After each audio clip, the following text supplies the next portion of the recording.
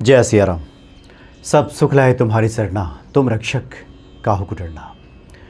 जो हम हनुमान जी का पूजा पाठ करते हैं, जो साधना करते हैं, उसमें एक बात ये देखा गया है कि पूजा पाठ में, कर्म कांड में, या जो भी हनुमान जी का हम चिंतन करते हैं, उसमें दो प्रकार की ऊर्जा का इस्तेमाल होता है। दो प्रकार की एनर्जी भक्त उसमें लगाते हैं, या तो सकारात्मक या नकारात्मक।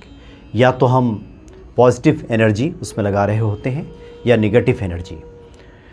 यानी कि जो कुछ भी हम पाठ करते हैं, पूजन करते हैं, अगर हमारी सोच, हमारा दृष्टिकोण अगर सकारात्मक रहता है तो उसका प्रतिफल हमें तुरंत प्राप्त हो जाता है। इसको समझने के लिए अगर हम हनुमान चालीसा का पाठ कर रहे हों या सुंदरकांड का पाठ कर रहे हों, हम बाह्य रूप से पाठ करते हुए दिखाई देते हैं, लेकिन भीतर भीतर जो हमारी ऊर्जा है नकारात्मक अगर बनी रहती है। नकारात्मक बनने का तात्पर्य ये हुआ कि पाठ तो हम कर रहे हैं, क्या हनुमान जी सुन लेंगे, कितना समय लगेगा, हमने 21 दिन का अनुष्ठान तो कर लिया है, क्या 21 दिन तक हम कर पाएंगे, बीच में कोई व्यवधान तो नहीं आ जाएगा, हनुमान जी मनोकामना पूरी करते भी हैं क्या, हम इतना जो समय लगा रहे हैं उसका क्या हमें प्रतिफल मिलेगा। तो ये जो नेगेटिव एनर्जी हम उसमें डाल रहे होते हैं, इसका हमें उचित परिणाम देखने को नहीं मिलता। बाह्य रूप में सब एक जैसा ही दिखाई देता है। ये बातें हम इसलिए बता रहे हैं कि कई बार जब इस विषय पे विचार होता है, जब संत महात्माओं से जो सुधी संत हैं, जिन लोगों ने इस पर बहुत गहरा विचार किया है, चिंतन किया है, ये उन्हीं की बातें हैं। ये मनोविज्ञान भी इस बात को मानता है कि जो भी हम कार्य करते हैं उसमें हमारी अगर सकारात्मक ऊर्जा लगती है तो उसका रिजल्ट तुरंत मिल जाता है। जिसको बोलचाल की भाषा में कहा जाता है कि आप ईश्वर पे विश्वास रखिए, अटूट श्रद्धा रखिए। यह अटूट श्रद्धा क्या है, विश्वास क्या है? वही जो नेगेटिव एनर्जी है उसी को अगर हम लगाना बंद कर देते हैं और सब कुछ पॉजिटिव, एक सकारात्मक हमारी सोच, हमारी ऊर्जा उस कार्य में लगती है, उस पूजा पाठ में लगती है, तो उसका प्रतिफल हमें प्राप्त हो जाता है। कई बार ये होता है कि हम जब बड़े अनुष्ठान करते हैं, कुछ हम ऐसे पाठ हनुमान जी के करते हैं जिसमें ज़्यादा समय लगता है, या किसी विद्वान पंडित से हम करा रहे होते हैं, तब भी इस तरह के भाव कई बार उठने लगते हैं। जब हम ज़्यादा खर्च कर डालते हैं पूजा पाठ में, तब भी इस तरह की बात आती है कि हमने खर्च इतना तो कर दिया, या पंडित जी ने इस प्रकार से कराया, हमने इतने सामग्री तो इकट्ठा कर ली, क्या कोई त्रुटि तो नहीं रह गई, क्या कोई गलती तो नहीं हो गई, अब गलती हो गई होगी तो क्या परिणाम मिलेगा भी क्या। तो ये जो नेगेटिव सोच है ये पुनः आपको परिणाम प्रदान करने में विलंब कर देता है। ये इसमें आपको समय लग जाता है। ये बिल्कुल प्रैक्टिकल बातें हम बता रहे हैं। और जो लोग भी तुरंत हनुमान जी की पूजा का लाभ उठाते हैं वो हर क्षण, हर घड़ी सकारात्मक बने रहते हैं। उनके अवचेतन में इस तरह की कोई बातें जाती ही नहीं है जो कि नेगेटिव एनर्जी, नकारात्मक ऊर्जा का वहाँ प्रस्फुटन कर रही हो, नकारात्मक ऊर्जा के जरिए अपने भावों को व्यक्त कर रही हो। ऐसा बिल्कुल नहीं होता। दूसरी एक और महत्वपूर्ण बात एक भक्त ने लिख करके भेजा कि एक महा उपाय है हनुमान जी का, कि अगर कोई समस्या हो जीवन में तो अगर आप हनुमान जी और पीपल का पेड़ जहाँ पे एक साथ हो, वहाँ पे अगर 108 परिक्रमा करते हुए हनुमान चालीसा का पाठ करें तो आपको बहुत जल्द इसका फल प्राप्त हो जाता है। आप अगर 3-4 मंगल ही करेंगे, 5 मंगल करेंगे, मंगल शनि को करेंगे, तो आपको उसका प्रतिफल प्राप्त हो जाता है। बहुत लोगों को जल्दी हो जाता है, कुछ लोगों को समय लगता है। अब जल्दी इसलिए हो जाता है कि अगर आप 108 परिक्रमा पीपल हनुमान जी का करेंगे और थोड़ी दूरी पे है तो कम से कम 40-45 मिनट का समय इसमें लगेगा, और उतने देर तक आप परिक्रमा करते हैं तो हनुमान जी आपके चिंतन में बने रहते हैं। फिर भी ये होता है कि हनुमान चालीसा का हम पाठ किए जा रहे हैं, बीच में थोड़ा भी ध्यान अगर भटका, चूँकि वहाँ देख करके तो पढ़ा नहीं जाता, तब तक कोई जो चौपाई है, दोहा है, अगर थोड़ी देर के लिए ध्यान हटा तो ध्यान नहीं आता कि हमने कहाँ छोड़ा था, अब कहाँ से शुरू करें, क्या फिर से शुरू कर दें। इस तरह के भी डाउट मन में आने लगते हैं। तो जिसका नतीजा ये होता है कि अश्रद्धा, अविश्वास किसी प्रकार की किंतु परंतु मन में आते ही उचित प्रतिफल जो मिलना चाहिए, जिन फलों की हम आकांक्षा करते हैं, उसमें देर हो जाती है। इसलिए हमारे संतों ने कई तरह की बातें इसमें की, लघु मंत्रों की रचना की, कुछ ऐसे सरल मंत्रों की रचना की कि हमेशा ये दिमाग में चलता रहे और व्यक्ति के मन में किंतु परंतु वाली बातें उत्पन्न ना हो और बहुत ही सुगम हो, सरल हो। जिसके पास समय नहीं भी है, वो बहुत ज़्यादा कर्मकांड नहीं जानता, वो भी करता रहे। क्योंकि देखिए, इतना तय मानिए कि संकट से हनुमान जी तभी छुड़ाते हैं व्यक्ति को जो हमेशा जब उनका चिंतन मन में चलता रहता है। चिंतन चलने का तात्पर्य यह है कि हनुमान जी का जो पराक्रम है, उनका जो पौरुष है, जो पुरुषार्थ है, प्रभु राम के प्रति जो भक्ति है, वो छवि जब बनी रहती है हमारे दिमाग में रह के, तो उसका प्रतिफल हमें अवश्य प्राप्त हो जाता है। कई बार ये होता है कि खास करके जो युवा भक्त हैं, उनको अगर बताइए कि हनुमान चालीसा पढ़िए या सुंदरकांड का पाठ करिए या इस प्रकार से आप जप कर लीजिए या करा लीजिए, तो उन्हें लगता है कि इसमें नया क्या है, ये तो बहुत पहले से सब बातें चली आ रही हैं। उतना ध्यान नहीं जाता। नई नई चीज़ें, नई नई शब्दावली, नई नई बातों पे ध्यान आकर्षित होता है। और जो नई शब्दावली, नई बातें जब सामने आती हैं तो उस पर आदमी उसको झट से पकड़ लेता है। क्योंकि मानव का ऐसा स्वभाव है, वो चंचल प्रवृत्ति है। नई नई चीज़ें, इसलिए तो इंसान कई बार नए नए ईश्वर भी गढ़ लेता है।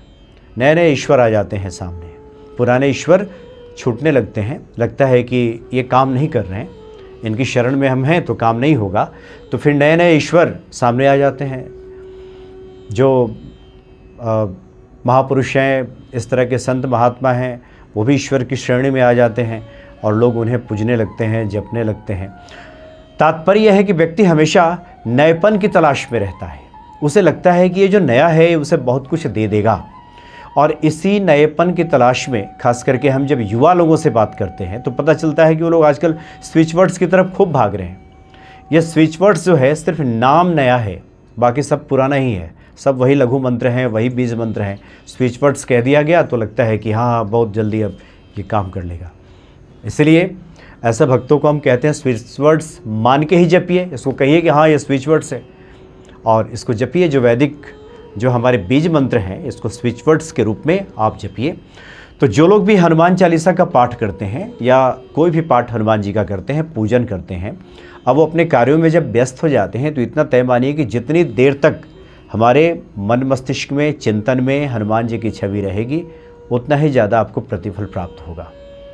अब दिन भर के कार्य में ये संभव तो है नहीं कि हमेशा ये हम बैठ करके जप करते रहें, बैठ करके पूजन करते रहें। व्यक्ति का दिमाग इधर उधर भी जाएगा, वो अपने कार्यों में लगेगा। इसलिए ऐसे लघु मंत्र जपने को कह दिया जाता है जिसमें कोई बहुत ज़्यादा बाध्यता नहीं होती। उसी प्रकार से एक हनुमान जी का लघु मंत्र है जिसको स्पीच वर्ड्स आप कह सकते हैं आज की शब्दावली में। अब बहुत सारे लोग जो पुराने हनुमान भक्ति पे भक्त हैं, ये स्पीच वर्ड शब्द सुनते ही भड़क जाते हैं कि ये स्पीच वर्ड्स क्यों कह रहे हैं आप। देखिए, स्पीच वर्ड्स कुछ भी नया नहीं है। ऐसा नहीं कि ये कोई अंग्रेजी का शब्द है तो उधर की सब बातें हो रही हैं। ये स्विच वर्ड्स इसलिए नाम उसको दिया गया कि जिस प्रकार से बिजली का स्विच आप ऑन करते हैं, प्रकाश फैला, उसी प्रकार से काम करना शुरू करता है। क्यों काम करता है जल्दी? क्योंकि इसको लेकर के किंतु परंतु तर्क वितर्क की गुंजाइश कम रहती है। बिल्कुल एक छोटे से शब्द कह दिया जाता है कि आप दिमाग में उसका चिंतन करते रहिए, और कोई दृश्य बता दिया जाता है कि ये छवि है, इसको आपको याद रखना है। अब श्रीम श्रीम कहिए, महालक्ष्मी जी को याद कीजिए और ध्यान कीजिए कि धन बरस रहा है। बस इस दृश्य को आपको याद कीजिए और यही आपको याद करते रहना है, इसका ठीक विपरीत नहीं जाना है। तो व्यक्ति जब इतना करता है तो इस प्रकार से उसकी चिंतन की प्रक्रिया चलेगी, महालक्ष्मी जी का ध्यान होगा और उसके अवचेतन में ये सब बातें जाएंगी, उसकी पॉजिटिव एनर्जी उसमें लगेगी तो उसका प्रतिफल उससे प्राप्त हो जाएगा। उसी प्रकार से हनुमान जी का एक स्विच वर्ड है जिसको लघु मंत्र है, हनुमते नमः। इसमें ओम नहीं लगाना है, चूँकि किसी परिस्थिति में आपको करना है। तो हनुमते नमः, हनुमते नमः का मतलब है कि हनुमान जी को संबोधित किया जाता है हनुमते शब्द से।